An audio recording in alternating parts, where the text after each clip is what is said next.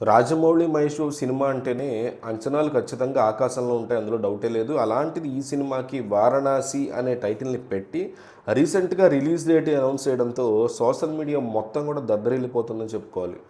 రాజమౌళి యొక్క marketing style ఎప్పుడు కూడా చాలా డిఫరెంట్‌గా, ప్లాన్డ్‌గా ఉంటుంది. ఎటువంటి హడావిడి లేకుండా, ఎవరికీ చెప్పకుండా సైలెంట్‌గా కాశీ, వారణాసి ఇలాంటి నగరాల్లో కొన్ని పోస్టర్‌లు పెట్టించారు. వారణాసిలో ఇక్కడెక్కడ పెట్టలా. ఆ పోస్టర్స్‌లో మహేష్ బాబు ఫోటో గానీ, రాజమౌళి పేరు గానీ ఎక్కడ ఏమీ లేదు. ఓన్లీ రిలీజ్ డేట్ పెట్టారనమాట. ఏప్రిల్ 7, 2027న థియేటర్స్‌లో 'వారణాసి' అని మాత్రమే పెట్టి ఊరుకున్నారు. కానీ ఆ డేట్ చూడగానే మనోళ్ళు ఆబ్వియస్లీ కనిపెట్టేశారు ఇది రాజమౌళి ప్లాన్ అని అర్థమైపోయింది. జనాలు ఎంత స్మార్ట్‌గా ఉన్నారో రాజమౌళికి చాలా బాగా తెలుసు. అందుకే సింపుల్‌గా వదిలిన అది ఇండియా మొత్తం కూడా వైరల్ అయిపోయిన పరిస్థితి ఉంది ఈరోజు. అసలు ఏ అప్డేటు లేకపోయినా జనాలు కనెక్ట్ అయిపోతారు అని ఆయన ఏదైతే నమ్ముతారో అది ఇప్పుడు నిజమైంది. ఈ అప్డేట్ కేవలం మనకే కాకుండా హాలీవుడ్ రేంజ్‌లో కూడా రచ్చలేపింది.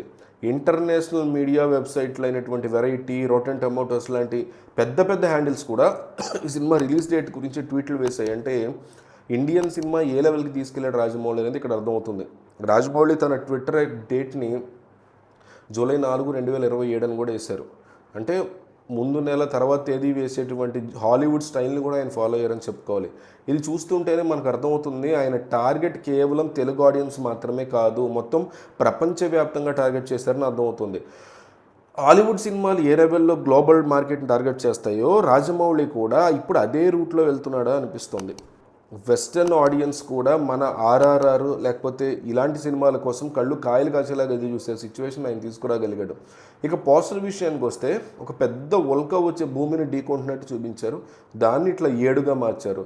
ఇది చూస్తుంటే ఏదో ఒక భారీ విజువల్ వండరు అడ్వెంచర్ ఉండబోతుందని క్లియర్ కట్గా తెలుస్తుంది మనకి పోస్టర్ చూసినప్పుడు. Release date poster filmed for IMAX అని కూడా ఉంది దాంట్లో. అంటే ఈ సినిమాని మనం ఐమాక్స్ స్క్రీన్ల మీద కూడా చూస్తే ఆ కిక్కే వేరుగా ఉంటుంది.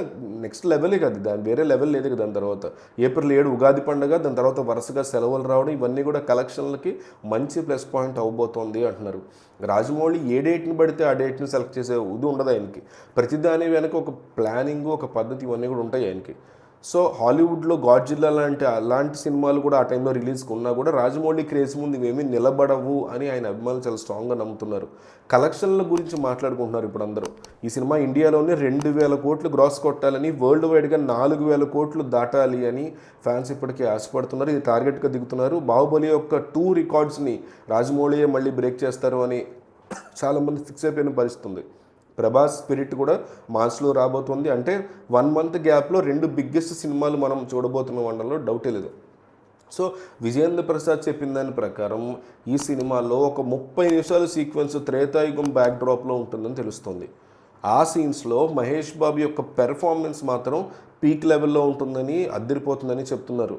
అయితే రాజమౌళి సినిమాతో ఇండియన్ సినిమా సత్తాని 4,000 కోట్లు చేరుస్తారు అని ఫ్యాన్స్ పందాలు కడుతున్నారు.